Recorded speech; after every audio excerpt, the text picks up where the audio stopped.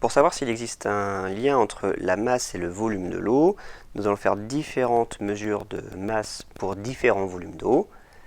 Donc ici, j'ai choisi de prendre 50, 100, 150 et 200 ml et de noter la masse de ces différents volumes. Donc pour cela, on a besoin de la balance. Alors la balance, il y a différents modèles. On a un bouton d'allumage d'extinction. Ici, on a un bouton pour changer l'unité. Mais ici, je suis en grammes, donc je ne vais pas changer d'unité, je la conserve. Pour mesurer le volume de l'eau, on va utiliser l'éprouvette graduée, vue précédemment. Ici, j'ai une éprouvette graduée qui est graduée de 2 en 2, donc elle précise à 2 ml près. C'est pas ce qu'il y a de plus précis, mais ça permet d'aller jusqu'à 250 ml. Alors ensuite, je vais appuyer sur le bouton TAR, ça permet de réinitialiser la balance, de la remettre à zéro, malgré la présence de l'éprouvette graduée, et ainsi négliger cette masse. Donc là, les 79,5 grammes, et de ne compter que la masse de l'eau. Donc voilà, la remise à zéro. Et je vais rajouter maintenant 50 ml.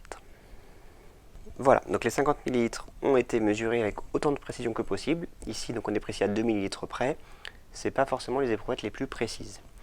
Et ici, je trouve une masse de 49,2 grammes. Donc je note ça dans le tableau. Et je fais de même pour les autres valeurs. Alors voilà, les différentes mesures ont été réalisées. On rappelle que les mesures de volume ont été réalisées avec une éprouvette graduée précise à 2 ml près. Donc ce n'est pas forcément l'instrument le plus précis pour faire cette expérience. Aussi, je vous propose d'interpréter les résultats à partir des valeurs attendues. Voici ici les résultats attendus. On peut remarquer qu'il semble y avoir une logique dans les valeurs. On s'attend par exemple à ce que la masse de 250 ml d'eau soit de 250 grammes. Et en faisant l'expérience, nous pouvons le vérifier. Cette logique vient du fait que la masse et le volume d'une matière sont proportionnels entre eux. C'est-à-dire qu'en doublant le volume de matière, on double sa masse.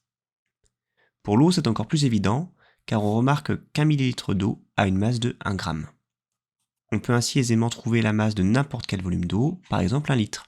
Pour cela, il faut faire quelques conversions. On sait qu'un litre correspond à 1000 millilitres. Ces 1000 millilitres ont donc une masse de 1000 grammes, soit 1 kg. Donc un litre d'eau a une masse de 1 kg.